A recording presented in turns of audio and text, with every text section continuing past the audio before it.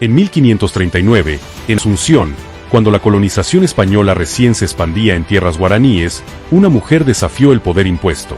Su nombre, India Juliana. Fue entregada en encomienda a Ñuflo de Cabrera, un conquistador español. Pero un día, ella decidió no seguir el destino que otros eligieron por ella. Los relatos no coinciden en cada detalle, pero todos afirman que su acción sacudió a la sociedad colonial. Por eso, fue juzgada y castigada públicamente según las normas de la época. Durante siglos, su figura fue contada desde la mirada del poder. Pero hoy, su historia se resignifica. Para muchos, Juliana representa una voz temprana de resistencia femenina e indígena frente a la dominación colonial.